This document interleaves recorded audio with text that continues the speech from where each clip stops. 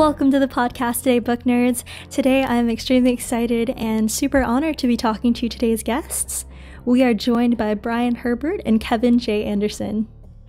Brian Herbert and Kevin J. Anderson are back with the newest installment in the universe started by Frank Herbert, with Sands of Dune on sale June 28th from Tor Books. Sands of Dune collects 3 previously unpublished novellas that shine a light upon the darker corners of the universe, making it absolutely essential reading for die-hard spice fanatics. The stories in Sands of Dune traverse the worlds and lives we've all come to love, from detailing Gurney Halleck's time working in the underground smuggling networks on Arrakis, to the innermost ranks of Sardaukar and the Emperor's fighters, to Shadut Mapes' early life as a firebrand freeman under the rule of the Harkonnens. One thing is clear, Dune continues to shape science fiction as we know it. And I know you guys are extremely excited, I'm super excited, so without further ado, let's get into the interview. All right, book nerds, welcome to the podcast today. I'm joined by 2 very important guests. We have Kevin J. Anderson and we have Brian Herbert joining us today on the podcast. Welcome, you guys. Thank you so much for joining us. It's such an honor to have you both here on the podcast today. Hello, Thank Mary. you. Hello. Thanks. Absolutely. And I know you guys are both famous. You've been in the publishing industry for years now. Can you both introduce yourselves? We can start. Whoever wants to go first. Brian, you go ahead. You're first. Okay, I'm Brian Herbert. I've been writing since I was 8 years old. There was a big gap until I was about 33 before I published anything, but I've been busy ever since. And I'm Kevin J. Anderson. And in addition to all the books that Brian and I have written together, what's our total, Brian? 21? Around 21. Yeah, we have about 200. We have more than 200 books published between us, maybe 250. I don't know. Yeah, so we're both busy. And in addition to the Dune stuff I do with Brian, I've also written with some steampunk books with Neil Peart, the drummer from Rush, and I've done X-Files and Star Wars and comics. And so anyway, we're nerds too, so we belong in this podcast. Awesome. Perfect. Definitely. And I know a lot of people are going to be so happy to have you guys here because you're both currently working on, we've heard, The Sands of Dune coming out on June 28th. Is that right? Yes. Yes, that's the right date. Awesome. And I want to ask you guys, how long have you known each other? Even was it before you started writing, or did you get to know each other after you got into writing? Well, Kevin had the audacity to think he could write Dune books, and he was actually right.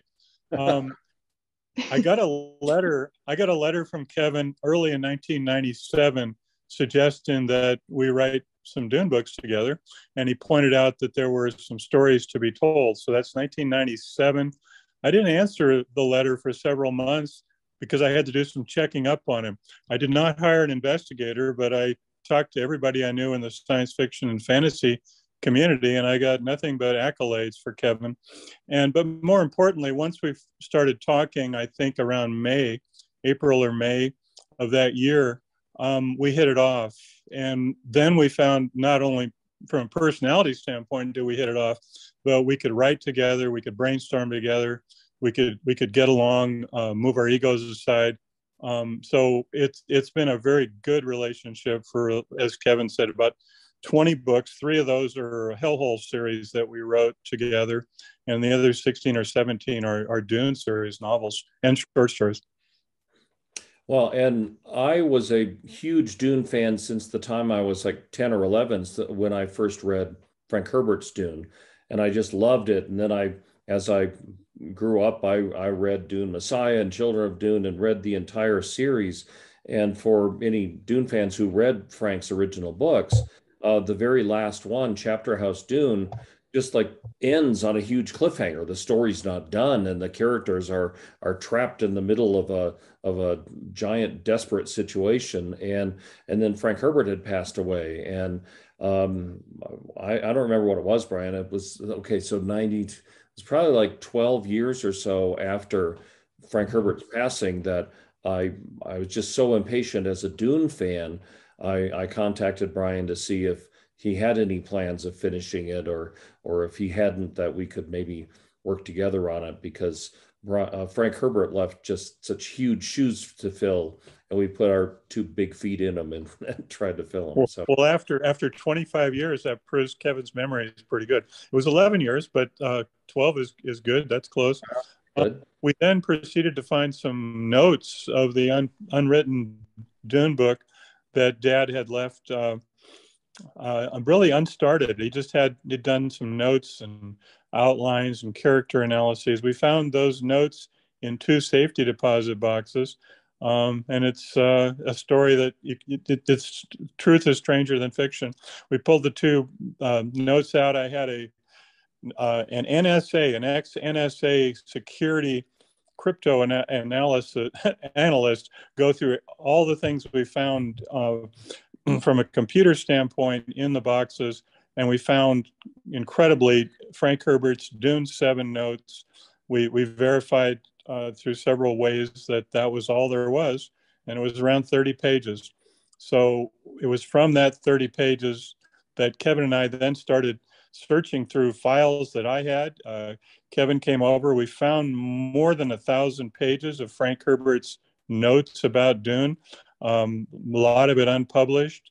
And we were just blessed to have not only the outline, but all this other material and to be able to work together. Well, and it was not just all of those working notes, but there is a huge Frank Herbert archive of all of his notes and manuscripts and drafts and things. And I spent a lot of time digging through all of that, which is, all open and available. And we published a lot of these notes in our book called The Road to Dune. We had a whole bunch of them up on the old version of the Dune website. So they're out there. We've had a couple of conspiracy theory people say that we're making it all up, but there's thousands of pages out there. So well, they can have their conspiracies if they want. But and for about a year before we even wrote a word, I put together a 600-page single-spaced Dune concordance that's unpublished, but it's all of Frank Herbert's 6 Dune novels, showing the colors of the characters' eyes, their hair, what they look like, what their motivations were, the settings that Frank Herbert wrote about in all 6 books. We're not publishing it yet because, as Kevin said, the fans will find something that we made a mistake on. They'll use the book against us. Just kidding. But we now have an even bigger potential concordance, which would be fun to do someday. But we're just not ready to do that. But what a huge task. I mean, there's millions and millions of Dune fiction to be pulling together. But we talk about all the notes and the stuff that Frank Herbert left behind. But Brian and I also, when we're working together, we like to call it like a jazz performance, that we're just 2 performers and we're riffing off of each other and building up each other's melodies, and it's just so much fun. That was riffing. That was riffing, not ripping. That's good. Not ripping. It was riffing, the jazz term.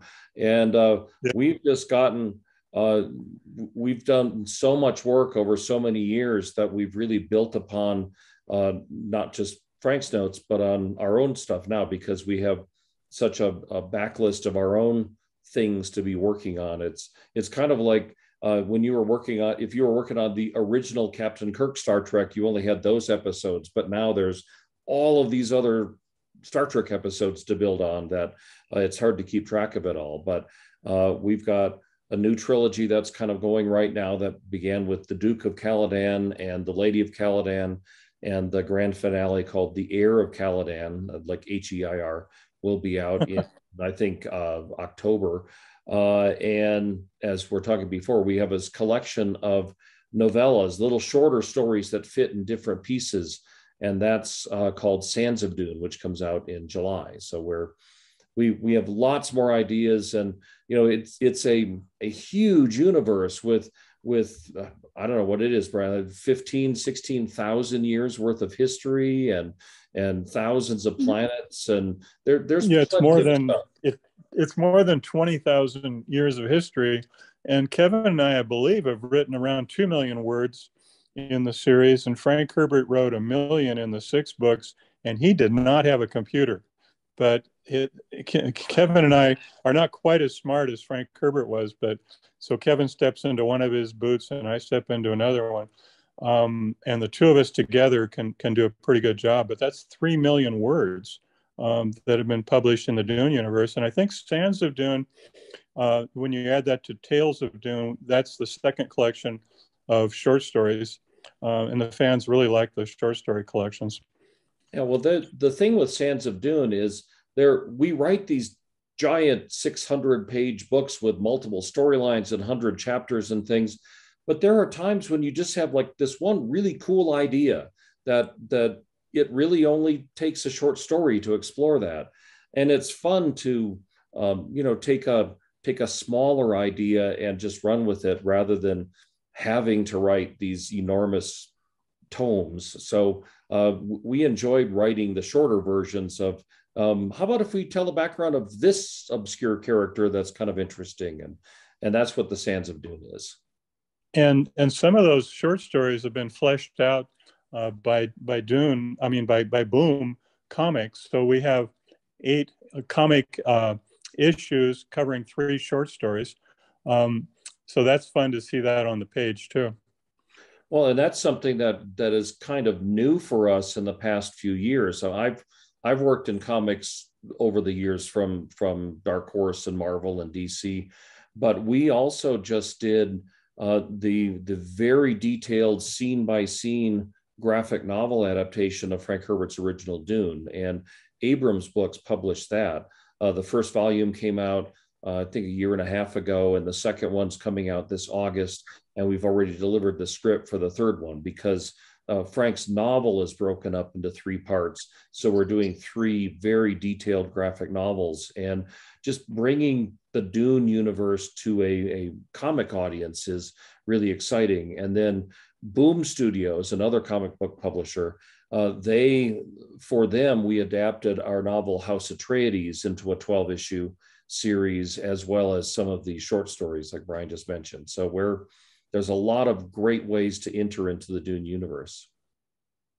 That's absolutely incredible. You guys are just an inspiration, I feel like. It's insane the amount of work that you've gone through and just picking up right where Frank Herbert left off. And that in itself, honestly, to me, just sounds like it could be a novel about you guys just even finding the story and just continuing on from there.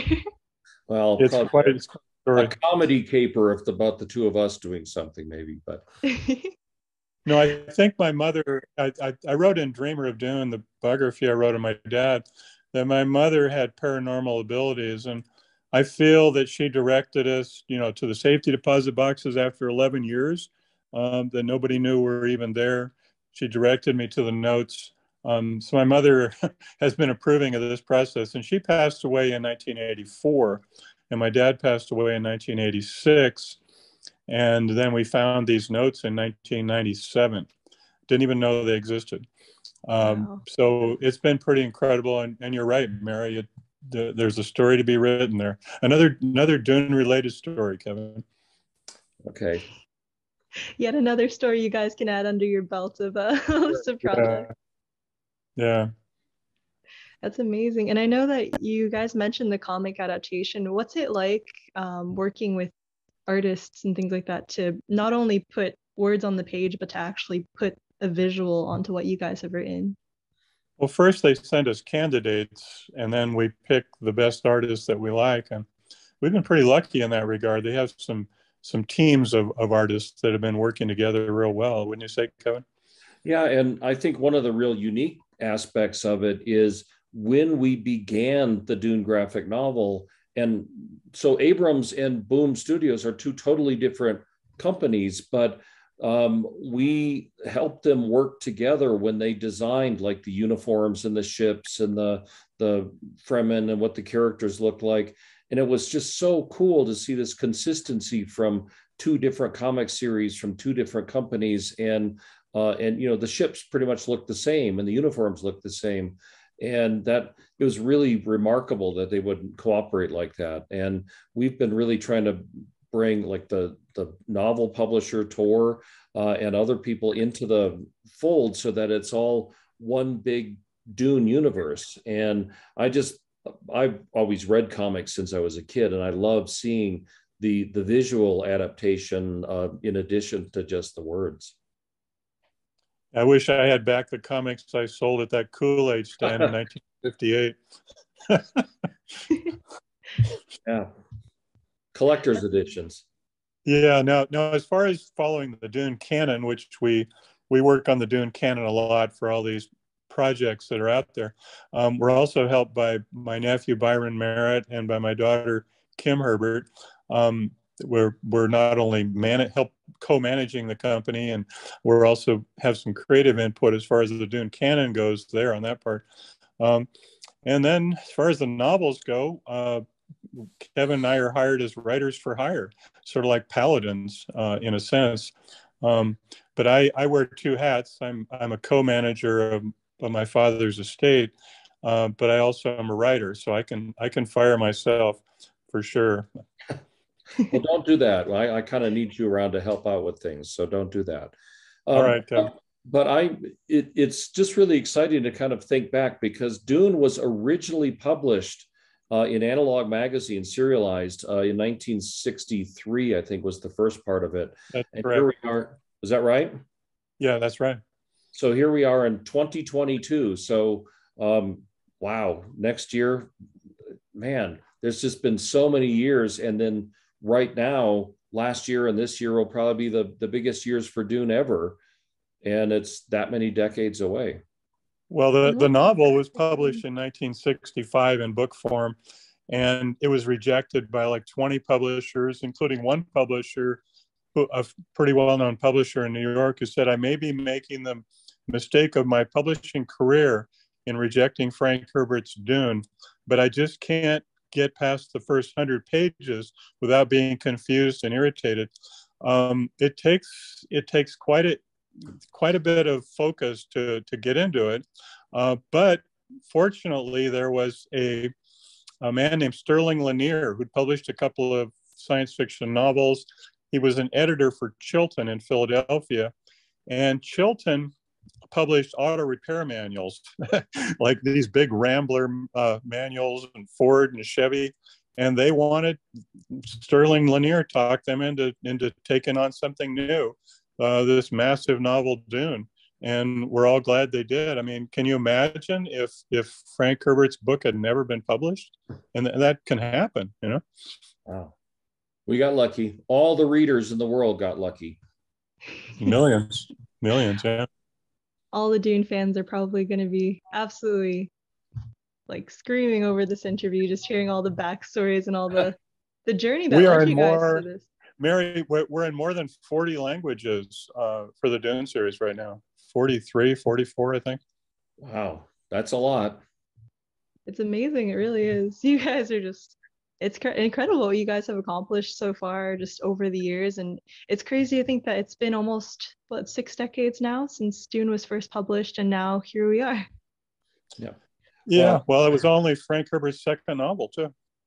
That's amazing. Well, and the other thing, I mean, you could kind of hear us talking here, but Brian and I have now worked together for more than 2 decades, and we still like each other. I mean, we still call, and we're still friends, and we have a great time together. So I think all the pieces fit together just right. Absolutely.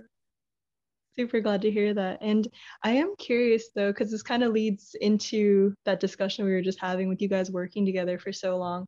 Are there any major challenges that you guys have faced in between since you guys first met and now with publishing and with writing all these books? Like, what's the greatest lesson that you guys have learned or taken from working together? Well, it's hard to do a book tour when you're having COVID across the world. So oh yeah. Yeah. I think we figured out pretty early, though, 23, 24 years ago, what our strengths were. So we worked to those strengths. And we also have similar writing styles. So that was a challenge to make sure we could fit each of us into these projects. And we don't really argue. In fact, sometimes we've had the same idea or similar ideas simultaneously. And we used to use faxes. And one time I had this idea and Kevin had the idea at the same time. And I think I faxed the idea to him at a certain point and he was blown away. because he just had the idea himself. Well, was I like I was picking up the phone to call you about it, and you were faxing it to me or something like that, and so it worked. And I mean, so as far as our writing together, we're still writing together, kind of the way we always did. But I mean, the same techniques, although we've gotten a little bit more technologically adept. The first couple of books, we were like laying out index cards on the floor and handwriting them and arranging them around, and now of course we're emailing back and forth and messaging and sending files, and so that part is about the same. But publishing and bookselling is way different now than it was in 1998 when the first book came out. But it's just the industry. And I remember, I think Dune, the Butlerian Jihad, it came out as an ebook. I think it was one of the first ones that came out as an ebook.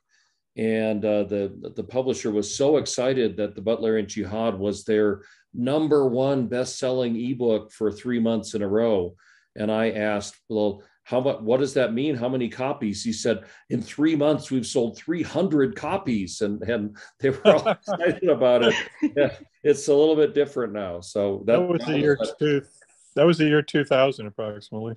Yeah. Or no, maybe a little after. Yeah. That was before ebooks. I mean, for those of you who don't remember, and I'm going like back in the day, ebooks, people were talking about ebooks like they were talking about video telephones for years and years and years, and they just never took off. And it wasn't until closer to like 2008 that they really started to become a thing. So, well, going back to 1985, I actually co-authored the last book that Frank Herbert wrote, Man of Two Worlds.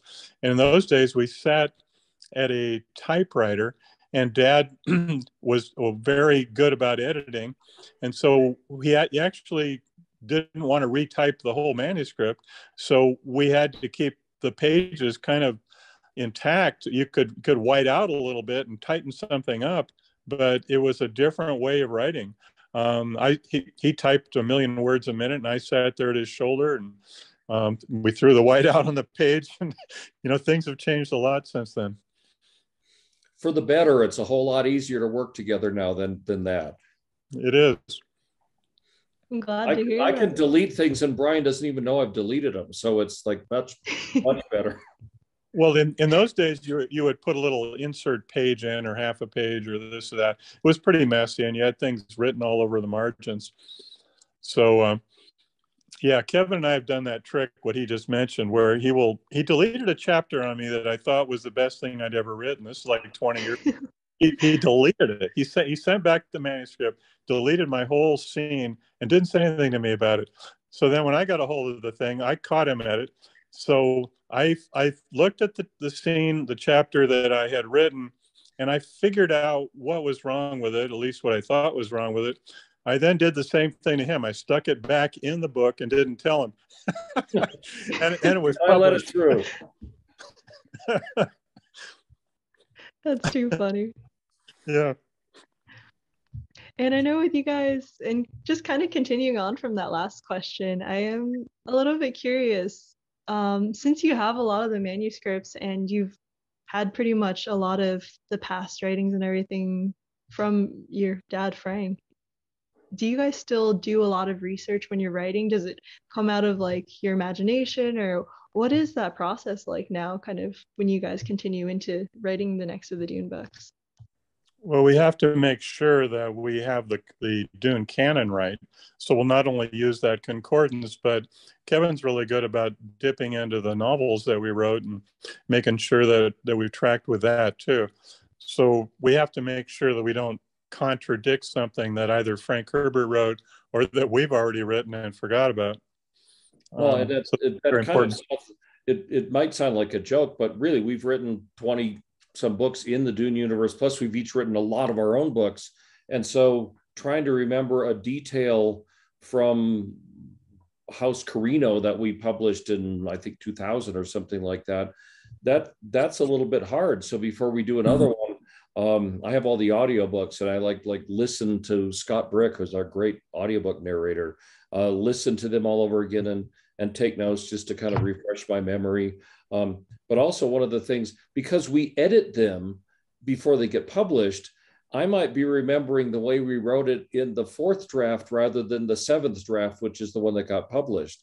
And it's kind of a challenge to keep all these really tiny details correct. But that's what, Brian and I we're trying to double check each other's work, and we lean on each other for expertise, because I'll ask him, do you remember if we did this or not? And we'll go back and forth and double check it. And it also helps that we have all of the final manuscripts online, so we can search for things. And now we have found a few glitches. There was actually some in Dad's books, but they were so minor that we decided to leave them. It would be sacrilege to touch any of those. I think Kevin and I have made a couple of little glitches, and fortunately we've been able to fix them on the next novel and explain it. Well, I mean, there's always different ways for you to think and explain things. And I got kind of amused at because we did a series called the Butlerian Jihad, which takes place 10,000 years before Dune. So it's all this ancient history of the origin of a bunch of things. And some fan wrote that, well, you guys got this one detail wrong that you didn't remember right. And I'm going, this is 10,000 years ago in history. We don't even agree on what happened in the news a week ago. And so it depends on which channel you watch. So there may well be different versions of history floating around. And those are the novels that we're working on. So, well, it's fun to say that we when we do the fix in something, it's fun to say we had that in mind all along. That's not always true. It's true sometimes, but not always. No, it's true. It's true, Brian. Don't tell them the secrets. It's like sausage making here. You don't want all those details. That's amazing. I mean, you guys, do you think it's easier after working together for 20 years, obviously, to co-author a book as opposed to you writing things alone and then having somebody separate edit it after you've written? No, we do both. I had collaborated with Frank Herbert. I collaborated with my cousin Marie Landis on some horror novels. Kevin's done quite a few collaborations, so we enjoy it, but it's just part of who we are. It's an important part of who we are, but we do other things as well on our own. Mm-hmm. Definitely. And I know that with the rise of technology and smartphones and social media and things like that, has it made it a lot easier for you guys to just keep in touch? I know that, I think, Kevin, you mentioned that you're in Colorado. Brian, I think you said you're in Wisconsin. Is that right? No, Seattle, Washington. Seattle. That's what it was. Right?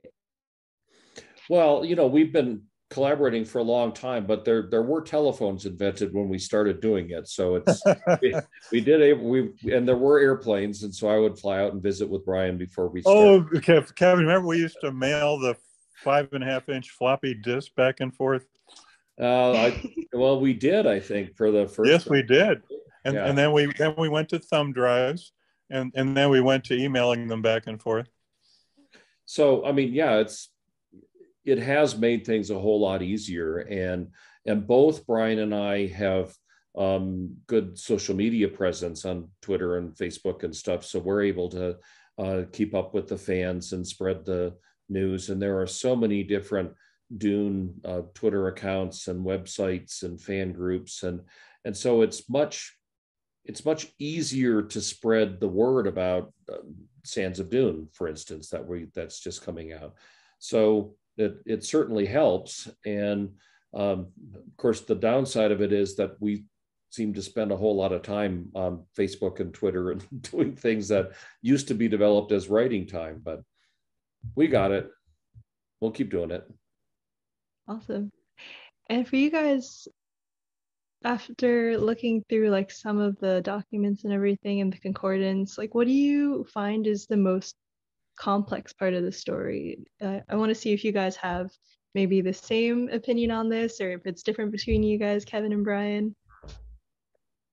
Well, we thought it was interesting in the notes, in the 1,000 pages of notes, that we found a scene basically written by Frank Herbert, and we were able to sand that down and put it into one of the novels as a chapter. maybe a little more than a chapter. But it was interesting to see what he had written, just scribbled in notes or typed up and didn't put in books. And there's still more material in there for us to look at. So it's pretty incredible to be able to have those notes and to know what this genius Frank Herbert was thinking. And his IQ was, oh man, 190. And if you look at a lot of very famous, really smart people, they're a lot lower than 190. Kevin and I are each 95, right? That adds up to that's where it goes. I don't know. I might be 95 and you're 94 or something like that, or the other way around. Wait, I couldn't do that math in my head. So for me, one of the cool things is in all the notes that we had found a bunch of Frank's original, like little chapter notes and outlines for an earlier version of Dune that he, probably in the late 50s, he was outlining something that he called Spice Planet. And it was just a kind of a rollicking action adventure story on a desert planet where two different families, the Atreides and the Harkonnens, kind of were on like a race to see who could get the most spice off of this desert planet while sandworms were attacking and the Emperor was going to win the prize to whoever did it most. And reading those outlines, it was clear like that would have been like a traditional late 1950s science fiction novel. And if Frank had written that, it probably wouldn't have gotten 20 rejection slips. It probably would have been published right away. And it would have, I'm sure, because he was a great writer, I'm sure it would have been well liked, but it would not have been Dune. And I can only imagine that he wrote this adventure story, but it kind of kept gnawing at the back of his mind, thinking that he could do something so much more and so much more complicated. And we're all lucky that he chose to write Dune, which was the unpublishable book at the time. But we all benefited from that because now we've got what I think is the best science fiction novel ever written.